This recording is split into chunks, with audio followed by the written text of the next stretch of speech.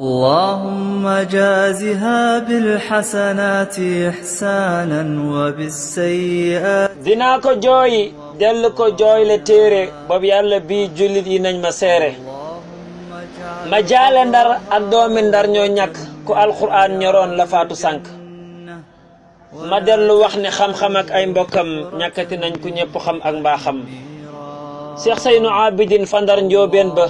la daara ñàkk dootu bay toolam ba ma dellu wax ne xam-xam ak ay mbokkam ñàkkati nañ ku ñëpp xam ak mbaaxam ka fekk toolu daara maam jagor ko mu def ca lool diine ji ñëpp a yëg ko cey dee fa ngay nuyoo bu doon laaj waxtaan doo yóbbu kii fa boon mbiram jox Qur'aan aalim la woon bu féetewoo di xamle diine kenoom ya moom la mas di digle fuñ deeti gi Cheikh Seynou muy jiital nu julli di toj aaya ya ngir leeral nu Gambeeg Maleek Gineeg ba fii ci réew mi ñëpp a fa jàng génn doon ku yéeme foofaa di daara ummatul madaris ñoo ñàkk seen sëriñ ba leen mayub gis jàngal na ay junni yu teg alquran ba ma ku cey barzaq jël ngandaanaan bàmmeel bégal ko alquran leeral ko teeru ko buur fop sa teraanga jox ko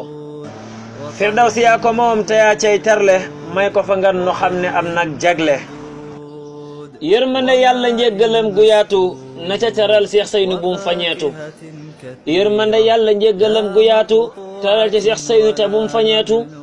amina amina wa sallallahu ala nabiyyina wa man walahu